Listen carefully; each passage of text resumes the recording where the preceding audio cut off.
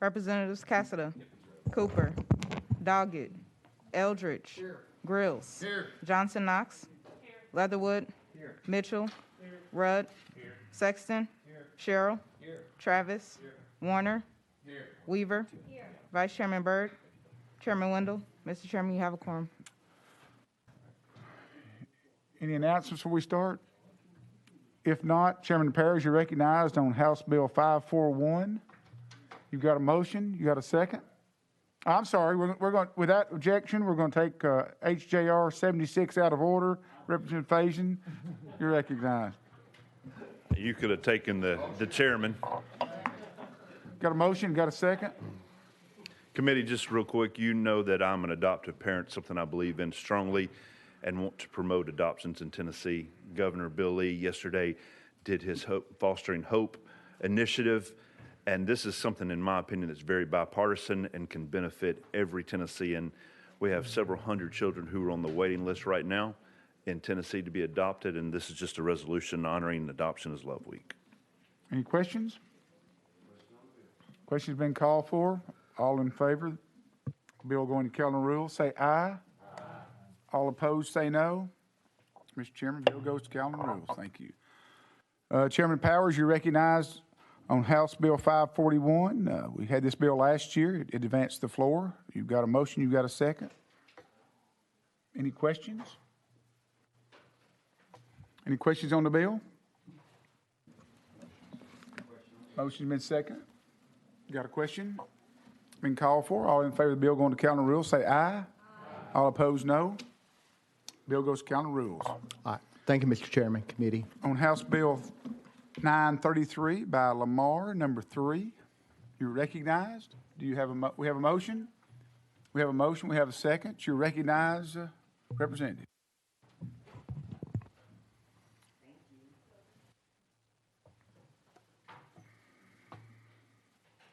You're recognized. Thank you. Good morning, committee. Today I'm bringing back a bill that passed out of this committee last year. This bill is House Bill 933, which removed Nathan Bedford Forrest Day as a day of special observance. And let me just say a couple of facts about Nathan Bedford Forrest that I think needs to be said so you can understand why it's so important that we remove this day as a special day of observance for everybody in the state of Tennessee. Here's a couple of facts. There is no question that Nathan Bedford Forrest is a symbol of hate and racism.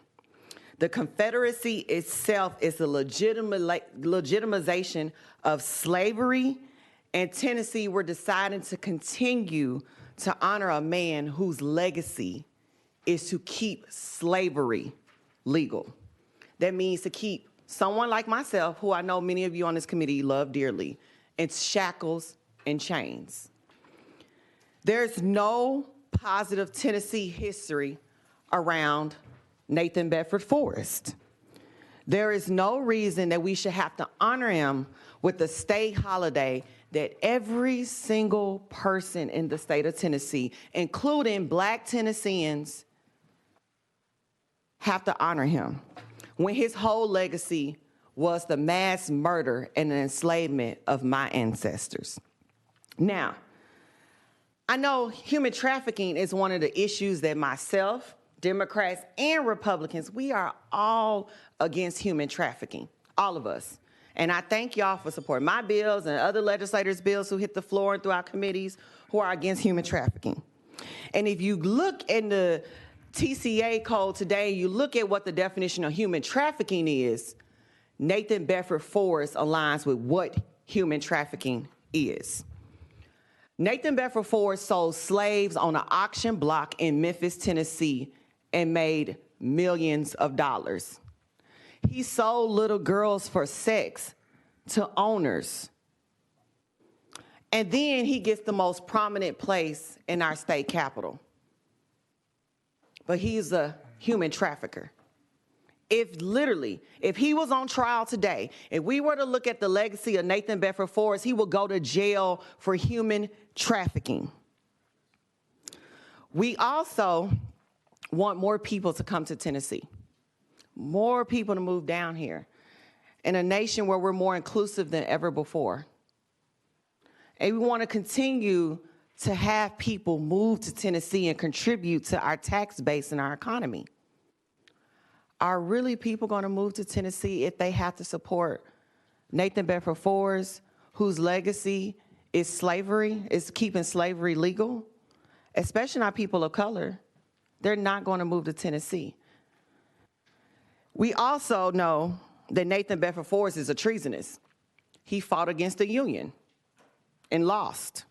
He is renowned as a war hero, but really, are you a war hero when you kill people surrendering? That's just like a bully bragging about beating up somebody who's already on the ground. Supporting Nathan Bedford Forrest is supporting racism. That is his legacy. He's a general because he fought to keep slavery legal. He fought to keep black people like myself and your other colleagues as slaves in chains. He sold us for servants, which is human trafficking. Again, like I said last year on this same bill, with this, we have to draw the line in the sand about what we support. Supporting Nathan Bedford Forrest is supporting the institution of racism. We can do better than that. Tennessee deserves better than that.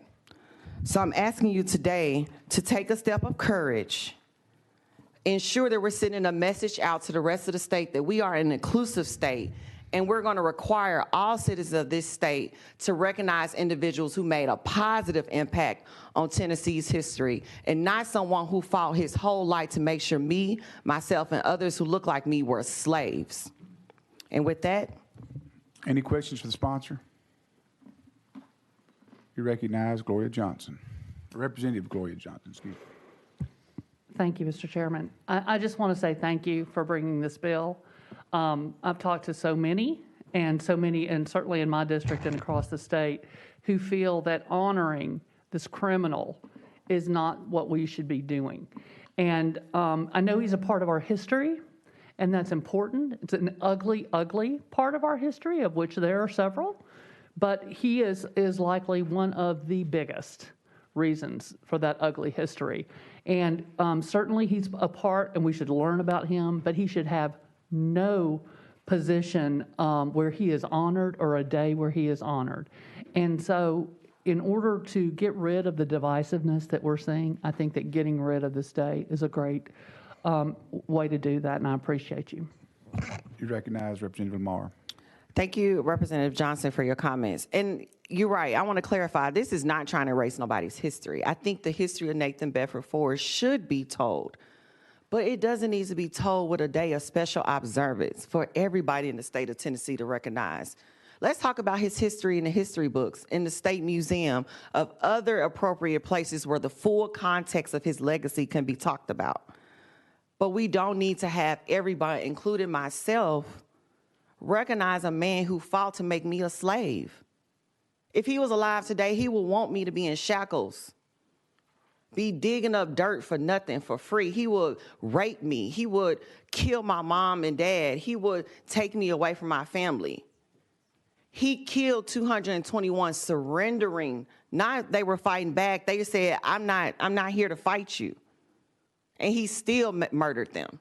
He's a murderer. He's a treasonist. He's a racist. He's the first Grand Wizard of the Ku Klux Klan.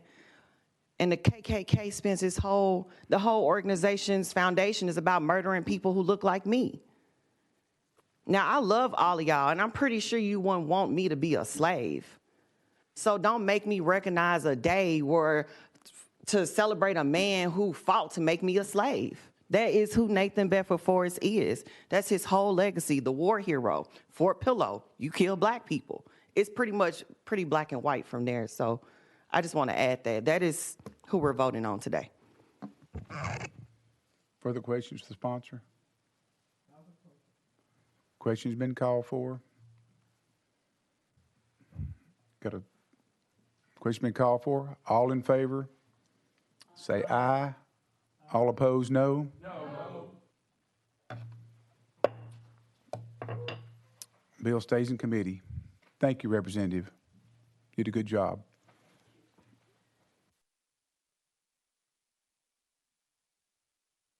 Chairman Sparks, you're recognized on House Bill 938.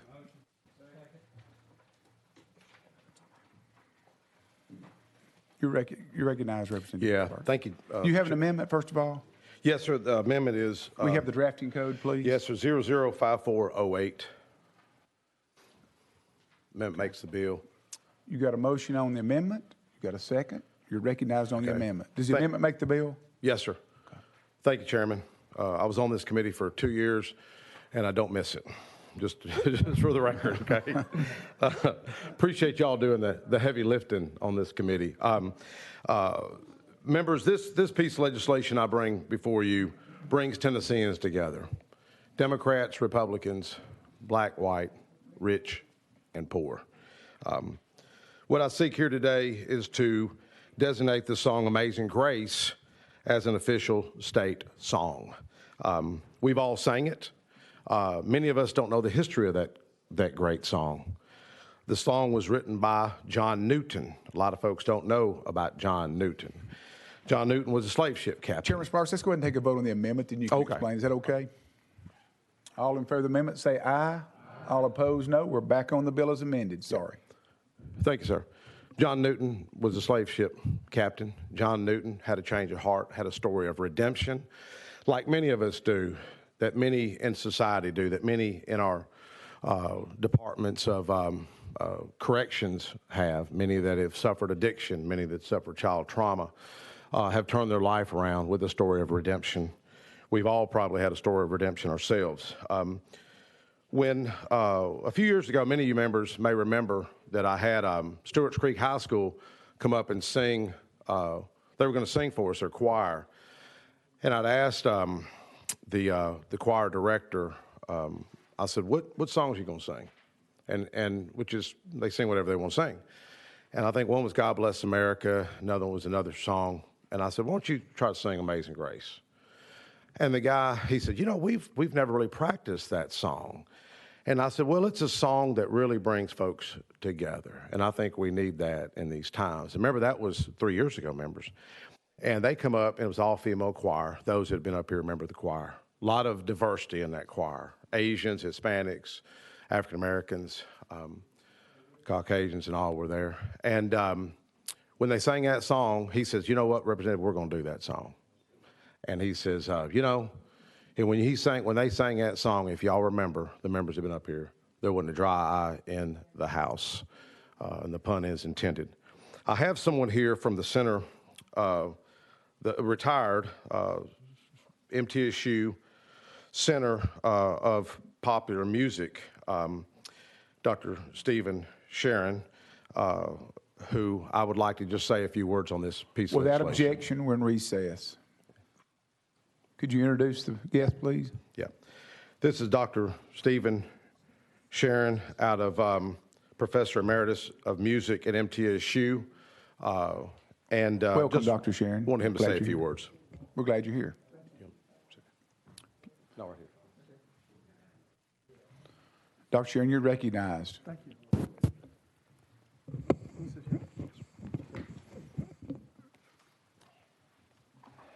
This is a first for me. Thank you. Nice to be here.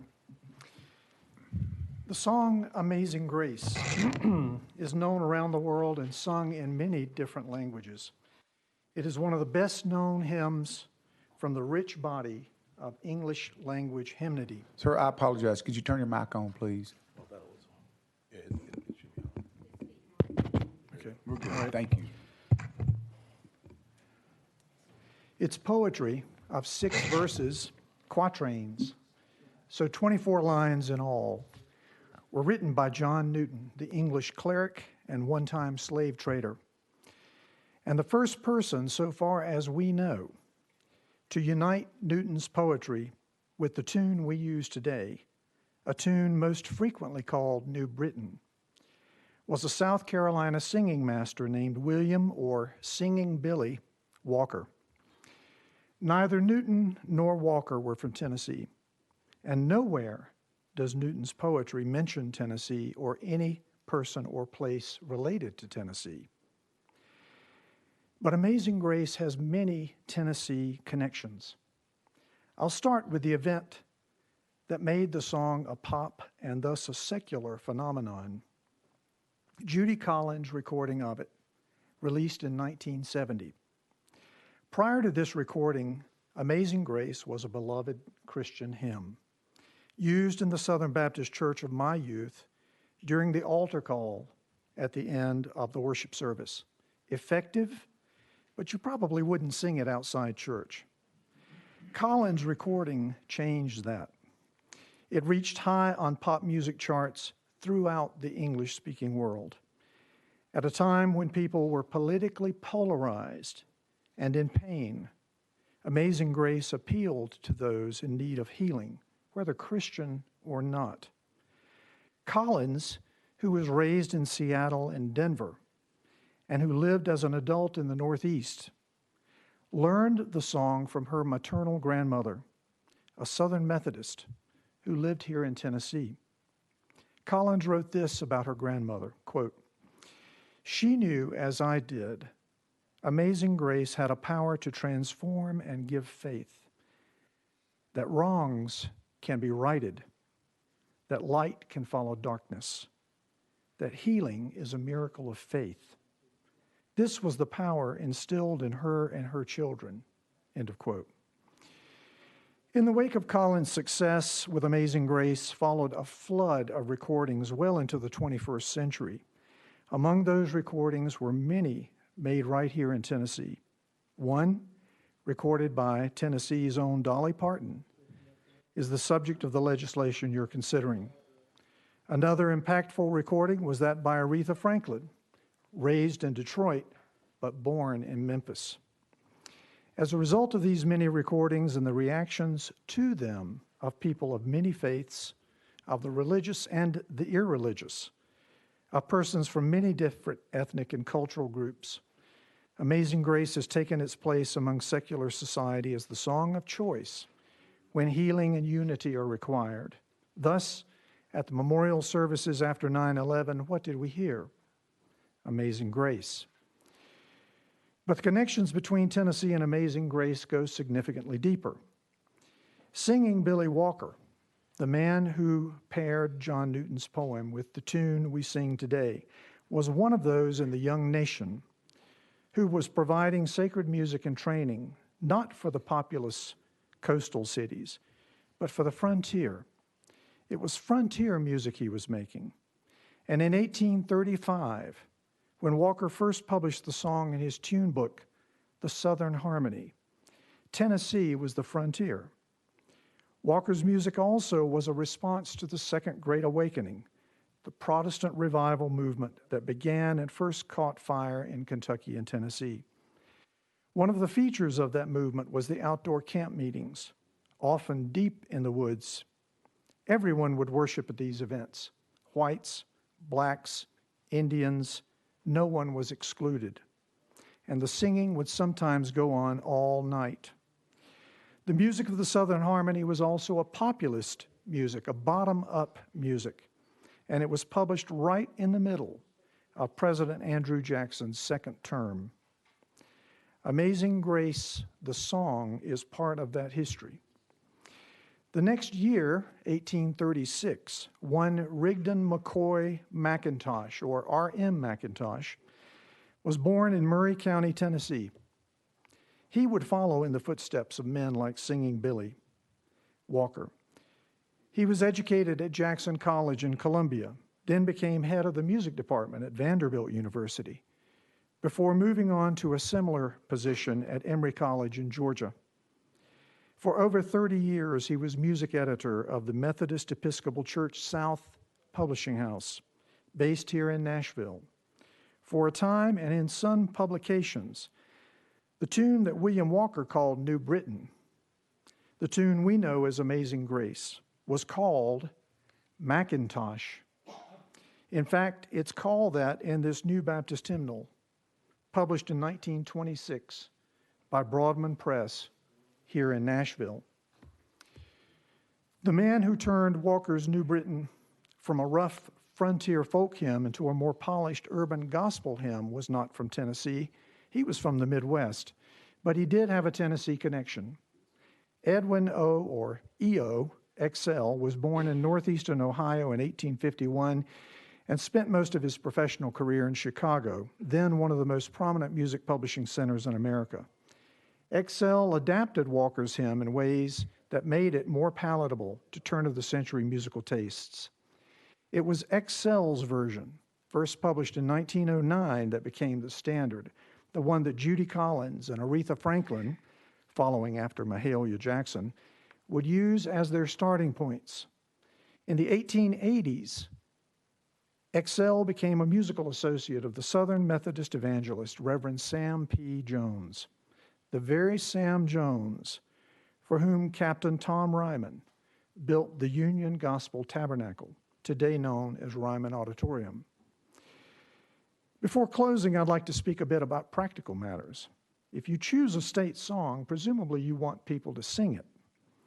Amazing Grace has the advantage of being easy to learn, easy to remember, and easy to sing. Unlike our national anthem, which for most people is a challenge, Amazing Grace has a narrow pitch range and a simple structure, and it's pleasing. It is not a challenge. If you ask people to sing it, they can. Finally, the song Amazing Grace connects deeply with the history of the state of Tennessee. And although it's a Christian hymn, its text also speaks generally to the trials and tribulations that can bedevil us, all of us, at one time or another, and to the personal redemption that can follow from grace, whether it comes from our God or from loved ones. It can speak to all of us.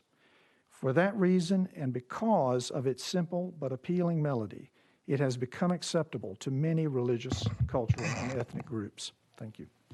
Any questions for our guest? Thank you very much. Certainly. Well stated. Back in session, you're recognized. Representative Warner, you're recognized for questions. Mr. Chairman, I was just wondering if we could have Representative Sparks sing Amazing Grace. You don't I want think me that's here. an You want me appropriate to sing? request. No, sir, I can't. I can't, seriously, I can't sing. I don't sing. My wife told me to stop one day in church. You're recognized. You're recognized. Thank you, Mr. Chairman. Chairman Sparks, we did about 3 or 4 weeks ago, we wanted to do a bust of Dolly Parton, and we voted that to happen. And that never happened because I think Dolly said she did not want that happen. And I think this is Amazing Grace, which is a beautiful song, by the way. It's a great song. Sung by Dolly Parton, is that what we're doing? No, it's just Amazing Grace. Oh, so we It's just take Dolly off of it. Yeah, we list Dolly, Elvis, Ernie Ford, C.C. Winans, Okay. Garth Brooks. Yeah. I just want to make sure of that. Oh, we could add her. Any further questions for the sponsor? Question been called for? All in favor, aye. All opposed, no. Representative Sparks, you go to calendar rules. Thank you. If I could, You're real recognized, quick. absolutely. When I reached out to MTSU, and I just I called a God thing, just asked the Center of Popular Music, the professor, Dr. Gregory Reish, for some guidance, and he recommended me to get this book. I'm not going to hold up a prop, but it's called Amazing Grace by Steve Turner, if y'all wanted to order it. And when I got the book in the mail, I quickly opened it up, and I looked, and I just want to read you a quote, and it surprised me who this was from.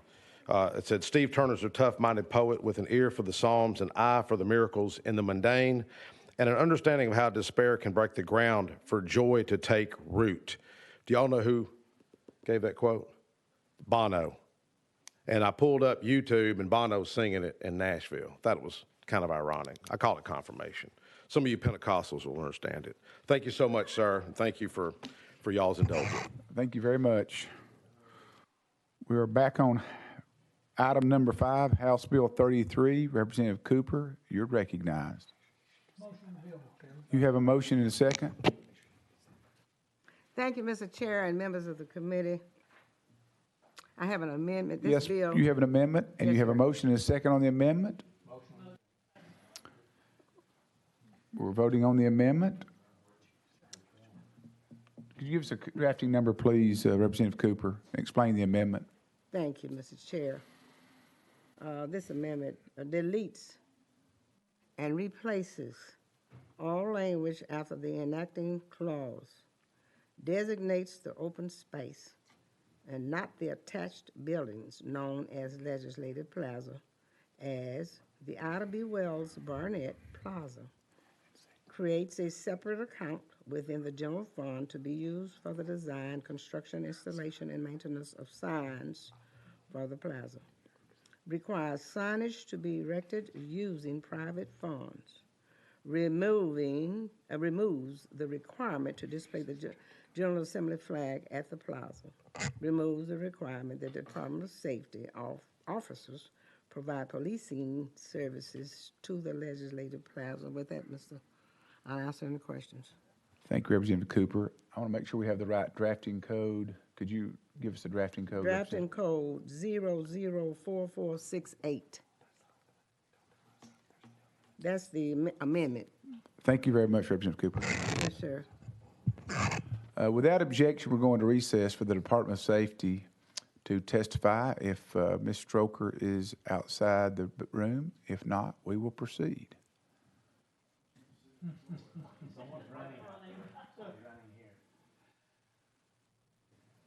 Sergeant Arms, could you see? I think she's coming in the door. You're recognized. Thank you very much. No hurry. We're in good shape.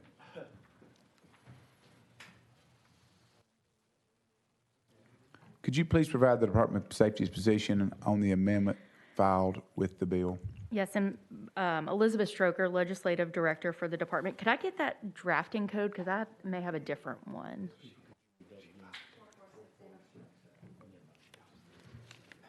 I have 5320. Could you provide us with the drafting code, please, Mr. Chair. our counsel? Give us 1 second, please. We'll Okay. get the drafting code. Thank you. What's the drafting code for the current amendment? Seems like he's handling it.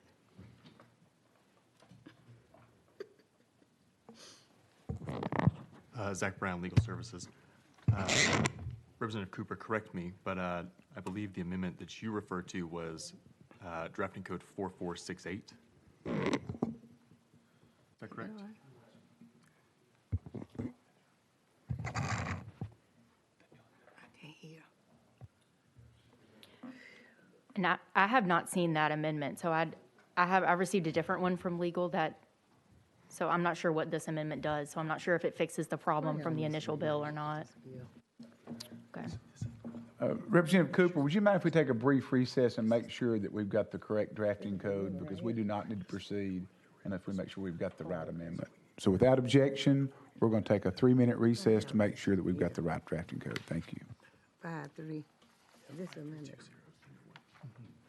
Is that it? Yeah.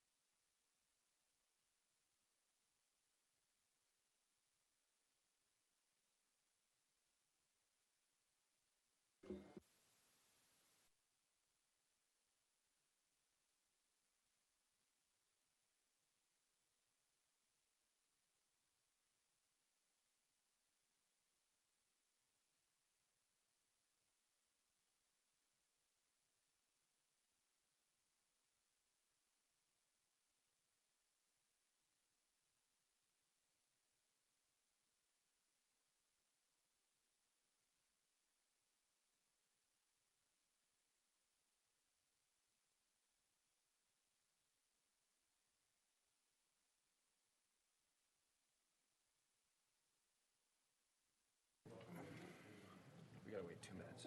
Okay. So it's drafting code.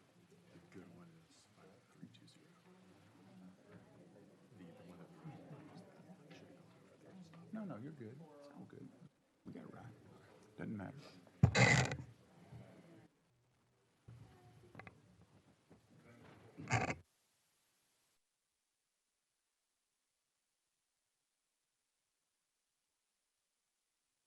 We can go stay out of session, right? Okay. Okay.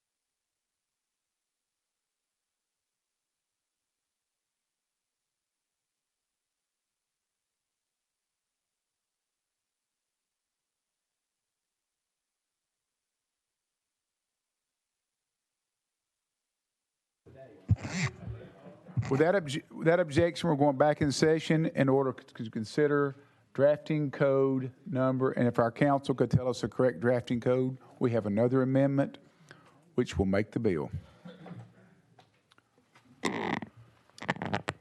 Zach Brown, Legal Services. There is a second amendment to House Bill 33 that is drafting code 5320. And if you could, I'm going to take the privilege of asking you to explain the amendment in a succinct form, then we'll go back to the sponsor. All right. Drafting code 5320 rewrites the bill. It deletes all language after the enacting clause, designates the open space and not the attached buildings known as Legislative Plaza as the Ida B. Wells Plaza. It creates a separate account within the general fund to be used for the design, construction, installation, and maintenance of signs for the plaza. It also requires signage to be created or erected using non-state funds. It makes various corrections to code references as well. Representative Cooper, you're recognized on the amendment. Okay. And at this point, we're going into recess, out of session, without objection, and you're recognized, Ms. Stroker. Elizabeth Stroker, Legislative Director for the Department of Safety. The amendment with the drafting code 5320 does address the concerns that were brought up last week, and it puts everything back in line to where THP can still patrol that area. Any questions for our guest? If none, we are back in session. You recognize Representative Cooper. Renew my motion, Mr. Chair, and On the amendment, ask for everybody's support. the motion makes the bill. All in favor of the amendment, say aye. Aye. All opposed? No. I'm going to call one more time for a voice vote. All in favor, say aye. Aye. All opposed, no. The noes are in the majority. The amendment fails. We're back on the bill, Representative Cooper. Well, the bill does just what it says, is to rename the building, Legislative Plaza, Ida B. Wells Burnett. And I'm going to take another privilege, and this is our third scheduling of the bill, so this is the last time the bill can be heard. Mr. Chair, Yes, you're recognized. if there's something wrong with the bill, I'd like to know what I need to do to correct it so that I can do maybe another amendment. I think that Ida B. Wells, and it was explained last week, all that she did she was born in Mississippi, went to Memphis, and came to Nashville, and then went to Chicago, where she married and had children. She fought for the women's suffrage. She fought for women's rights. She fought against lynching. She was an orator, a writer. She was just a famous one, and she has a lot of buildings, or she's been honored in several occasions. There is a monument that's going to go up where there's a committee that is working on a monument at the Bill and 4th Street in Memphis, Tennessee, because of all of her hard work she did on behalf of people, not just African Americans. She wrote for a Republican newspaper. She worked for a Republican newspaper and was the editor. So she's done a lot of things, and it's not a biracial or bipartisan type bill. It's just a matter of honoring her like we honor other people with the bill. And Mr. Chair, I think my assistant sent you a list of buildings, about 20 of them that are named for people. So their names, including Lois D. Berry. That's named after. We have people all across Tennessee where buildings are named after people. So I don't think that ought to be a deterrent toward not supporting this bill. But could I just roll it for a week and let us talk a little more about it and let us be honest and work with everybody and being fair? It's just one of those things that Yes, ma'am. I think that we need a little more thinking of it. I think we have human hearts up here. We praying. We just passed the Amazing Grace. And I deeply consider that as one of my personal and important songs in my life when I go to church. Yes, ma'am. I feel like that we just maybe have some misunderstanding about it. But if you do, it's okay. I just thought maybe I would maybe ask the roll to be. Yes, Mr. Chairman, I we've got a two parliamentary questions. inquiry. Parliamentary inquiry, you're recognized. Obviously you stated, Chairman, that this would be the third row, so we don't want to do the third row. What's the rules on if she took it off notice? I'm gonna ask our legal counsel what the parliamentary situation is. And at this point, we're gonna ask Daniel from the clerk's office to come in and give us a ruling on that. You're welcome. But before we go into recess, I'm gonna recognize Representative Lynn. Terry Lynn Weaver, I'm sorry.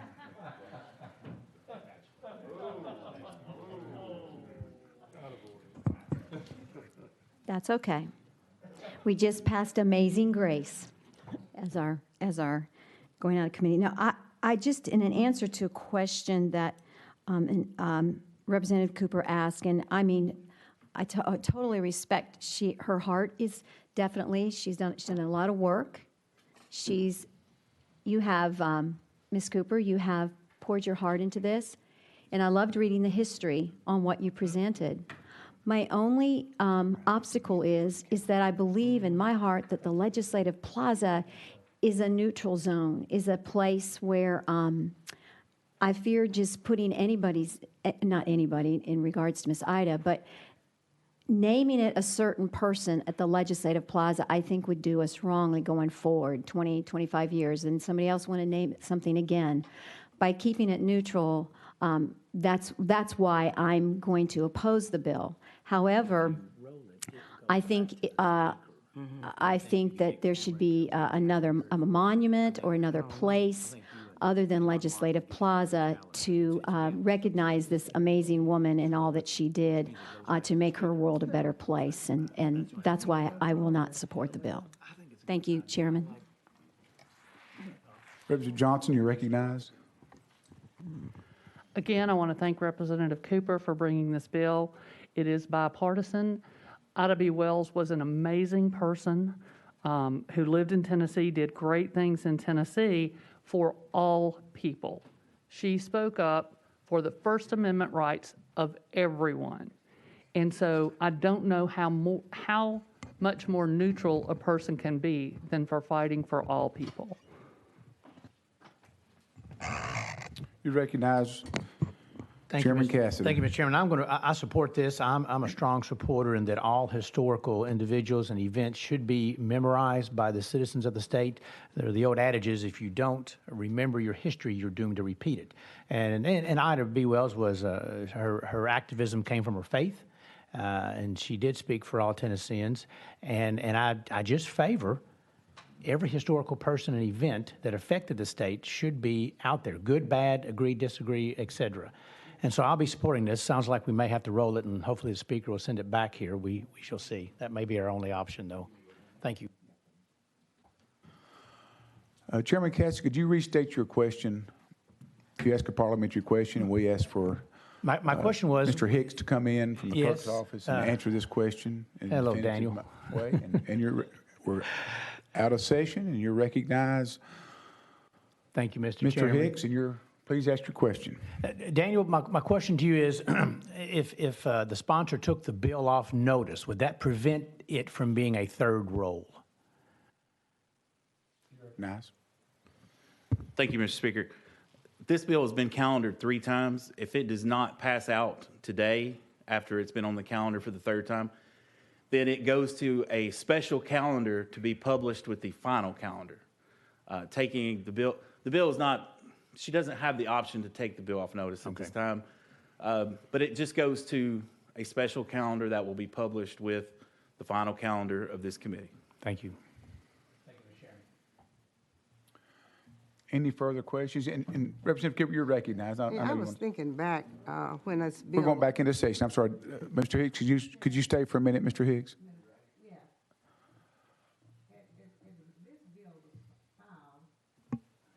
Thank you. And it was on the desk. And I called for it to find out why. But it was put back, back on the desk. It never was taken off. Then we went down to see you to put it back on. Could you state the reason why I was on the desk? I think you said something about it when we came down to see you, but I didn't understand it. Would that count for a roll or for taking off notice, or what is that? You're recognized. Thank you, Mr. Chairman.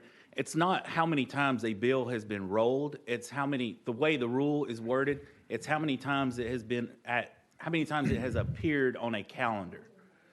So whether it's been calendared 3 times because it's been rolled by the committee, or whether it's been calendared 3 times because it's been taken off notice and put back on notice, the point is it's been on the calendar 3 times. Would you explain to the committee and the sponsor what options the sponsor has now with respect to moving her bill? Mr. Chairman, if it'd be okay, could I just read the rule? Absolutely. So it's 83-2. Any bill or resolution may only be calendared for a meeting of the committee 3 times, except for time constraints. No sponsor request or committee action shall allow for any bill or resolution to be calendared beyond a 3rd time. All bills and resolutions which have been calendared for 3 meetings of a committee and which have not been reported out of such committee shall be set by the chairman for a hearing on a special calendar to be published with such committee's final calendar of any annual legislative session. Representative Cooper, you have any questions?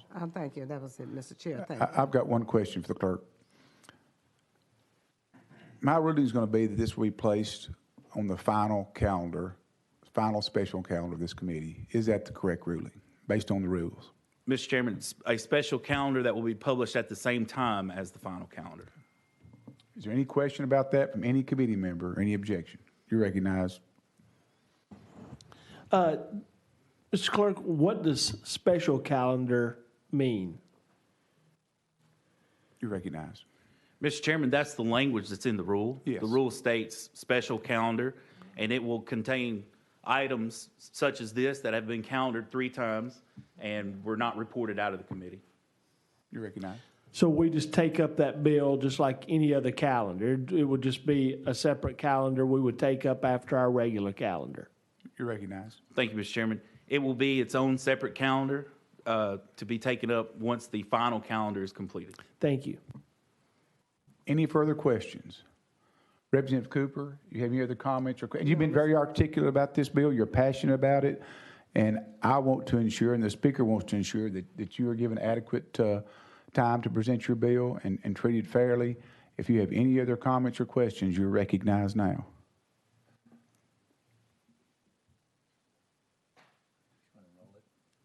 Yes, I'm. Call on me. My ruling is at this point that based on the rules as presented to us by the clerk, the standing rules of the House require that this bill be placed on the final special calendar. Thank you, Mr. Chairman. Members. Yes, That's and it. I'll certainly work with you, All right. Thank you, Representative Cooper. And thank you, Mr. Chairman and members of the committee. Yes, ma'am. And I think every member of the committee has been respectful to you and acted accordingly and appropriately. And with that, thank you for your help, and we'll be back in session. And the ruling of the chair is that this bill will go to the final special calendar. And thank you, Representative Cooper. You did an excellent job, and you've articulated it very well, and you're certainly passionate, and I have the most respect for you. Thank you. Thank you. Thank you, Mr. Chair.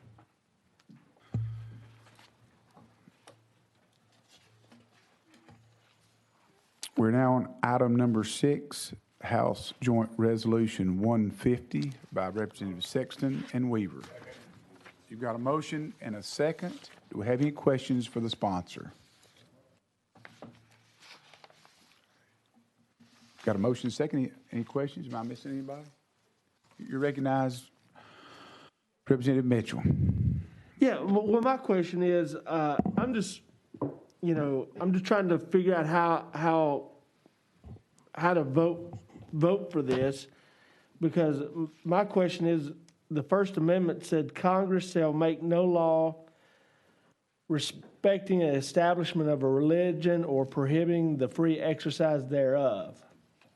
And then I look for the definition of religion, and the religion is defined by Webster's the belief in and worship of a superhuman controlling power, especially a personal God. And that kind of fits with, then it goes on to say the main universal religions in the world are Christianity, Islam, Buddhism, Hinduism, and Judaism, which all have a separate doctrine or book. And then it goes on to say in this search, it says, what is the most kindest and most caring and most tolerant religion? And it defines that as Christianity. Well, as a Christian and living in a neighborhood that has all 5 of those religions that I just named in that one neighborhood, it's kind of hard for me to be caring and tolerant of my neighbors if I'm telling them my book is better than their book and it ought to be recognized by this state instead of one of their books. So with that being said, I just can't, as a Christian and tolerant and caring person, be able to vote for this. Thank you. You recognize Representative Sexton, and then Representative Johnson. Thank you, Mr. Chairman. Thank you for the question. Of course, that question comes up quite often. In my opinion, the book, just because that it's religious in nature, should not be discriminated against because that it adheres to religious principles. The bill that I've brought, or the resolution, is because of the standing that it has in Tennessee from an economic and historical standpoint. Nashville is the #1 publishing place in the nation, and the reason that it is, it's because that it publishes many Bibles, and it's the best-selling book, which sells over 100 million copies every year. Gideon's International gives away a Bible every second. And so with this, many people are employed, many stores that sell the Bible, and so it has an economic impact. The biggest thing, of course, is the culture that we have as Tennessee. It wasn't, and in relationship to your comment, this country wasn't founded on Buddhist or Mohammed or any of those religions. Our country was founded on the Judeo-Christian values. Our court system was taken out of the book of Deuteronomy, and as a president, a king, as lawgivers, and as judges. And so that's where we get our system of governments from the Bible. We don't get it from those other religions. And so from a historical standpoint, we as Americans are founded on Christian Judeo historical background.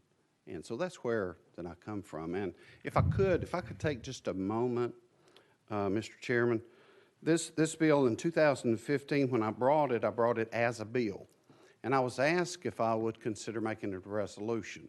And in the process of making it a resolution, I found out that it would not go into the Blue Book. And so for that reason, I said, if it's not going to go into the Blue Book, then I don't want to make it a resolution. I want to keep it as a bill, which would make it a law, which goes to the point that the representative make about religion. So I've been trying for 7 years to work and answer all of these questions so that we can just simply do nothing more than recognize the Bible as the state book. Doesn't make anybody go to Sunday school or sing Amazing Grace or get baptized. All it does is just recognize it. And so when Glenn Cassida was our speaker, I'm asked every year to bring this bill back. And so I want to credit Glenn Cassida as coming up with a way for me to make it a resolution but still get it in the Blue Book. So I've tried to answer that question by removing it as a law, making a resolution, but still having an opportunity for it to go into the Blue Book. So we worked with Secretary of State, Trey Hargett, and Trey Hargett agreed that he could put it in the Blue Book, but only if the resolution would require him to do that.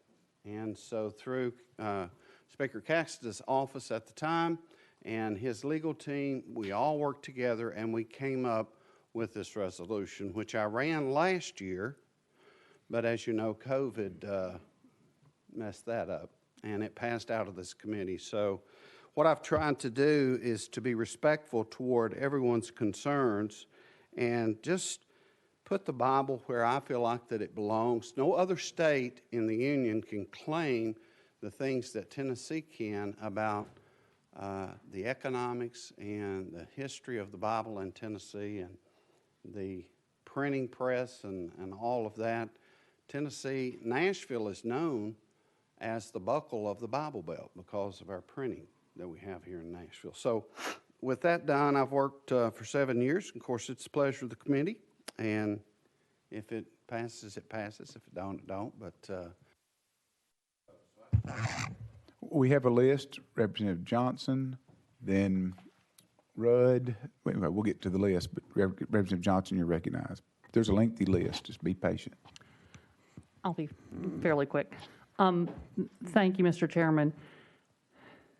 Wow. Didn't really ever expect to hear economics of the Bible spoken. But, the Bible is a great book. There's no question about that. And for so many of us, it means a whole lot. But despite popular opinion around here, there is a power higher than the Tennessee General Assembly. And that's who the Bible answers to, not politicians. I'll be voting no. Representative Rudd, you're recognized. Or do you want to respond to that? Representative Rudd, you're recognized. Thank you, Mr. Chairman. I want to address a few things. Number one, recognizing the Bible does not establish a religion. That would take the state saying that the Methodist Church or Christianity or Islam or Buddhism is the official state religion. So it does not do that in any way, shape, or form. Also, what is meaningful for me as a student of history is the Bible was the early of this territory of Tennessee. It was the law book of every court in this state. Every judicial decision when we didn't have a constitution and laws passed by a General Assembly yet. And early on in our statehood, the Bible was chosen as the law book to make decisions in court for people. So that makes it a part of our history. Also, recently in Congress, it became somewhat of a controversial issue that a member of Congress tried to use a book other than the Bible to be sworn in. It's in law that the Bible has to be used to be sworn in, and I believe the courts ruled that down that the Bible had to be used. So it is a book that's a significant part of our history. And I don't think it establishes religion in any way, shape, or form, and I think we need to honor it because it most certainly is a part of our history dating back to our territorial days. Thank you for bringing it. You recognize Representative Sexton. Cheryl, then Grills, and then Speaker Caston. Thank you, Mr. Chairman, and thank you, Representative Jerry Sexton, for bringing this today. It's an honor to hear a man that is standing up for God and standing up for His Word that has been brought to us, and through a man, God brought it back. And I just want to let you know I appreciate you. There's just so much in the Bible, and it tells us the past, it tells us the present, and it tells us the future. There's no doubt about it. And I used this verse the other night as I done the chaplain of the day, and to me, it's God's word, and it's a promise to us that John 3:16 tells us, "For God so loved the world that He gave His only begotten Son, that whosoever believeth in Him shall not perish but have everlasting life." That word will not return void, and there's just so much in that. It tells us what we need to do. We can take His word and have the opportunity to go to heaven someday, or we can take His word and just deny it and have that opportunity to go to hell someday. I think this is a very important thing that you are doing for the great state of Tennessee, and I appreciate you very much for doing what you're doing, taking that stand, because this is a very important, I say, God's holy word that is brought about to us today. Thank you. Representative Grills, you're recognized. Thank you, Mr. Chairman. Thank you, my friend, Representative Sexton. You're a good man. I think a lot of you love sitting around talking about different things, worldviews, decisions that I have to make as a young father and a husband. Our country was founded upon these values that the Bible lays out. Whenever we talk to someone, you hear a president speak to a crowd, At the end of almost every address, you'll hear the words, God bless America. Why would we want to use the term God bless America when we can't elevate his word to a position of where it belongs? It belongs at the pillar of our society. We don't, I'm not saying you have to sit down on your knees and worship it, but that word has enough power to take families that are separated and pull them back together. It has the ability to take a life that's destroyed and put it back together. If you don't agree with me, if someone doesn't agree with me, that's perfectly fine. But there's power in the Word of God. God said he has magnified his word above his name in Psalms 138. The least we could do is put it in a position of honor. When he's magnified his word above his name, it does us injustice not to do the same. Thank you so much for having the conviction to stand even in face of adversity for the past 7 years. Move forward. I've got your back 100%, whatever that means. Thank you so much. You recognize Representative Cassida, then Travis, and we've also got Representative Weaver. Thank you, Mr. Chairman. When I look at the resolution, all through the resolution, it talks about historical and cultural significance, and that's the emphasis. If we were trying to establish the Bible as an official religion where you had to read and study and obey, I think everyone in here would oppose that. But that's not what your resolution is doing. Again, it starts off with is a great historical and cultural significance to the state of Tennessee. And just like Nathan Bedford Forrest and Ida B. Wells and now the Bible, it's just our common heritage. And those things should be welcomed by everyone in Tennessee. You don't have to agree, you don't have to like it, but it's part of our common heritage and it should be respected and honored. And so I'm for this, and thank you for bringing it. Thank you, Mr. Chairman. Representative Travis, you recognize. Thank you, Mr. Chairman, and Representative Sexton, thank you for your heart and your goodness in this. This bill has been before us, I think, the third year in a row now, four maybe, when Haslam vetoed it, when it passed and Haslam vetoed it. I voted no every time on this bill, and I would like to tell you why I did that. Proverbs 8 is one of my favorite chapters in the Bible. Read it often. I just love that chapter. The Bible is the greatest book that's ever been written. There's no doubt about that in my heart. And I just feel like my Bible, my personal Bible that I have, should be so far away from government that I just don't believe government and religion should mix, because there's no evil in the Bible. There's no evil in the Word of God. There's none. But there is evil in government. I mean, there's evil that's in this building. But I think it should be separated, and that's why I will vote no, because I just think that's my book, that's my private book. And when I go before God in my prayer and when I'm reading, that is my time. That is my time and my time alone. And that's why I have voted no the last 3 years on that. But I do commend your faith and I commend your abilities. Thank you, sir. Representative Weaver, you're recognized. Thank you, Chairman, and thank you, Representative Sexton, for bringing this before us. I have a quote here by Dr. Benjamin Rush, who was a signer of the Declaration of Independence. He was also considered the father of public schools under the Constitution. And I have numerous comments that he made, but I'm going to just pick one of the 10. And he said that the Bible contains more knowledge necessary to man in his present state than any other book in the world. And I look across the members of this committee, and I believe every one of us here, for the bill or against the bill, would raise their hand and say amen to that.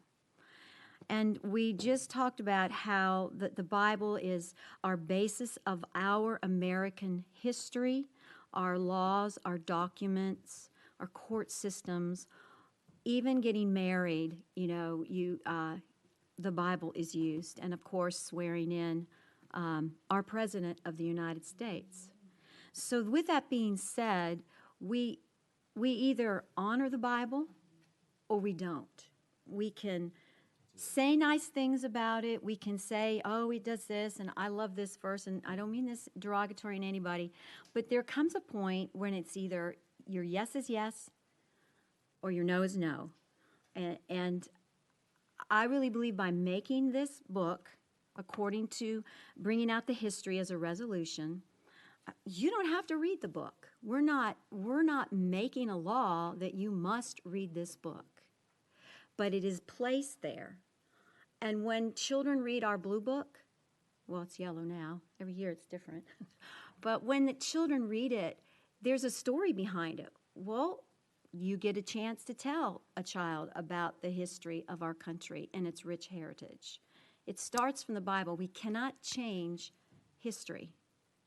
But what we can do is make a difference today and going forward. By putting this in our blue book as our state book, we always talk about Tennessee leads. Tennessee leads. We want to lead in schools. We want to lead in foster care. We want to lead. We want to be the best.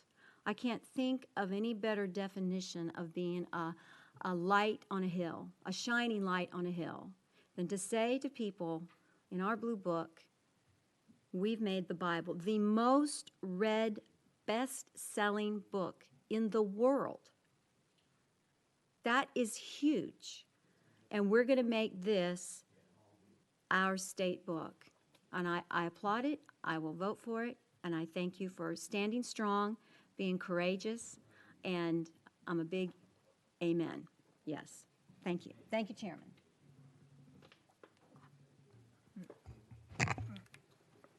Representative Mitchell, you recognize. Yeah, something was said earlier that I just think needs to be corrected. The early settlers, the Puritans and the Pilgrims, came to this country for one reason and one reason only, and that was religious oppression by King James. So I'm just wondering, I think everyone in here, I think, Representative Travis may have said it best. It's a personal relationship with God. And like I said, it's going to be hard for me to tell my neighbors that my book's better than their book. But you know what? My God doesn't fit in any green Tennessee code annotated book. And I know he won't fit in a Tennessee blue book. So I think we're belittling, by me voting for this, I would be belittling my religious beliefs and my God. And from opening up that book and reading it and the teachings of Jesus of how to be tolerant of others, especially when they didn't believe like you or look like you, or maybe helping, the man you find on the side of the road, you may not want to do this, but, to each his own, and tolerance is a blessing.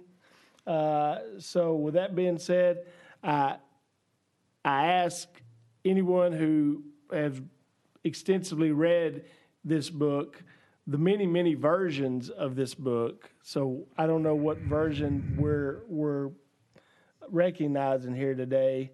I don't think this is a good idea. Thank you. You recognize Representative Sexton. Thank you, Mr. Chairman. We decided when we started this that we wouldn't have any version because all versions come from the original Hebrew or Greek, and so we're not going to have any version. And, versions, although that they do different in their wording, they still carry the same message. So it's the Word of God. It's the Holy Bible. I'm not ashamed to say that.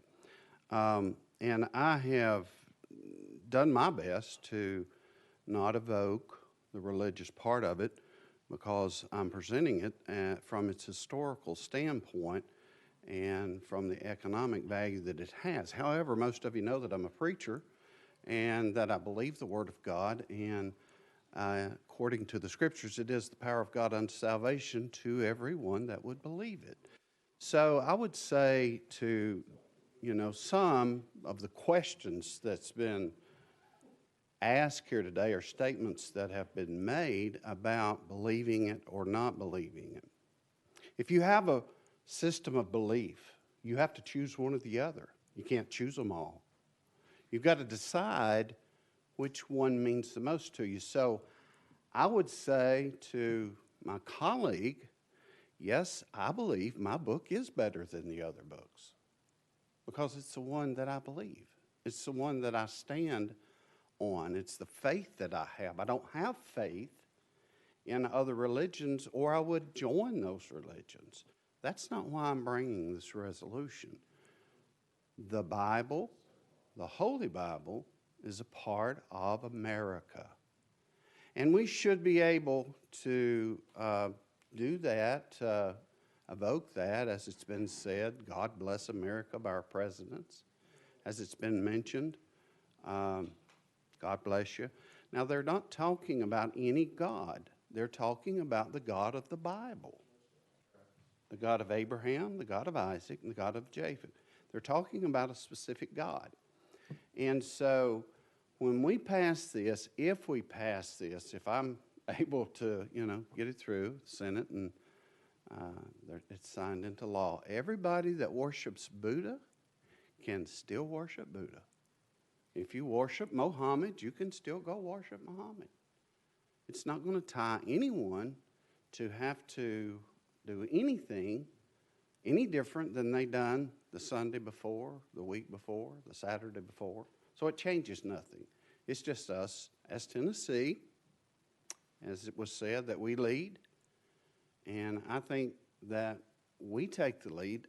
To my knowledge, there's not been in all 50 states, there still hasn't been a state that's made the Bible the state book. I would like to be the first state that done that. And I hope that we get to do it. So I hope I've answered. I'll be glad to answer any more questions. Question been called for? All in favor of the bill proceeding to count on rules, say aye. Aye. All opposed, no. No. Please note your no's with the clerk's office. The bill proceeds to count on rules. Thank you. Thank you, committee and Mr. Chairman. We're back on item number 7, House Bill 1543 by Chairman Weaver. You're recognized, Chairman Weaver. Thank you, Chairman. Thank you, members. House Bill 1543 is recognizing September 14th as the Star-Spangled Banner Day. A little history, which was mentioned in the House bill.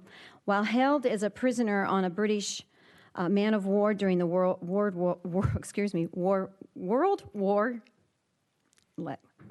1812, a well-known lawyer, Francis Scott Key, praised the noble character of the land of the free and the home of the brave. And he took his pen to paper and scribbled what we now sing as our national anthem. What I wanted to give you a little caveat, members, is an interesting note that I did not know. There was a final verse to our beloved national anthem until it was given to me when I was on our courthouse steps in Carthage, Tennessee, singing the national anthem, and a lady named Miss Marilyn came up, and she had scribbled on her piece of paper this verse, which says, "Blessed with victory and peace, let the heaven-rescued land praise the power that hath made and preserved us a nation. Then conquer we must, when our cause it is just, and this be our motto, in God is our trust." We do have a rich American history, one that needs to be reflected on and paused upon, and what has made our country what she is today. The American patriot songs that declare her identity and must never be silenced are songs, as we said earlier, written on ideals and values believed by the heart and soul of her people, with unanimous and unwavering confidence that a supernatural guidance brought this nation into being. Songs like, as my colleague mentioned, God Bless America, Land that I love, stand beside her and guide her through the night with the light from above. Or, America, America, God shed his grace on thee and crown thy good with brotherhood from sea to shining sea. In our little town of Lancaster, for the last 17 years, the Sunday before the 4th, our little community has a parade that honors and recognizes July 4th and what July 4th stands for. I remember the first few years of this parade, a little kid was waving his flag and he was standing by his mama and he says, you know, what is July 4th, Mama? What are we celebrating? And it was a perfect story to tell our children why we do celebrate July 4th. It is about being with family and having barbecues and taking off work. But it's to remember the lives and the cost, lives, their sacred honor and their fortunes, all those things that were given up so that you and I can express. I mean, we live in this last bastion of freedom, of liberty here in the United States. So again, this bill simply makes September 14th of each year to observe it as our Star-Spangled Banner Day. And then we too can tell our children the story that we have, our rich American history that we have here today. So that's what the bill does. It's part, again, of our American heritage, just as Amazing Grace transforms and brings faith. The Bible will also, as a state book, should that bill pass, I hope it does, will also keep the stories alive. We've got to protect our great richness in our nation, and so that's what the bill seeks to do, Chairman. Any question or sponsor? You recognize Representative Mitchell. Yeah, and this I agree with the sponsor of this bill. This song is a great song. It was penned as a foreign nation was attacking our democracy. And it was the flag of Fort McHenry withstood that attack. And that flag now is sitting in the Smithsonian. And I've been able to take my children many times to go see that flag. But unfortunately now, while people have attacked our democracy in this country, they've got to wade through barbed wire and fences and gates and troops in our national capital, U.S. Capitol, to get to see that flag. And there's been many people who have died for that democracy, for people within our own country to damage that democracy. So let's take that into account while we think about that from now on, that democracy is for everyone in this country, not for just who you agree with. So let's don't damage our democracy, and let's honor what Francis Scott Key wrote the song about, defending our democracy. You recognize Representative Weaver. And to my colleague's point, we have a republic that is represented by the people and for the people. You and I are up here on this committee because we are representing folks in the state of Tennessee, and we are their voice. And we must continue to defend that. And the Star-Spangled Banner symbolizes the land of the free and the home of the brave. Period. And we were given a constitution, and we were given our rights in our amendments to exercise our liberties, freedom of religion and freedom of speech and freedom to assemble peacefully. And we will all on this committee fight for those liberties. We got, hold on a second, Representative Weaver, let's please be respectful of each other, and that applies to all of us, and please be respectful of each other. People that send us here expect that of us, so let's please be respectful of each other, and also be respectful to all the school children that are watching this in their schoolrooms right now. So let's please exercise good judgment, common sense, and respect. We've been talking about biblical values. Why don't we live them and respect each other? You recognize Representative Weaver. And I agree with you wholeheartedly. That's what this bill what it seeks to do, is to remain singing this song, to remain honoring the flag, and to teach this to our children in our classrooms, and to not disrespect the greatest country on the planet. Thank you, Chairman. Any further recognition? Question's been called for. All in favor? This bill going to count on rules, say aye. Aye. All opposed, no. Sponsor your bill goes to count on rules. We are at the end of our docket today. Any further business be brought before the committee? Any announcements?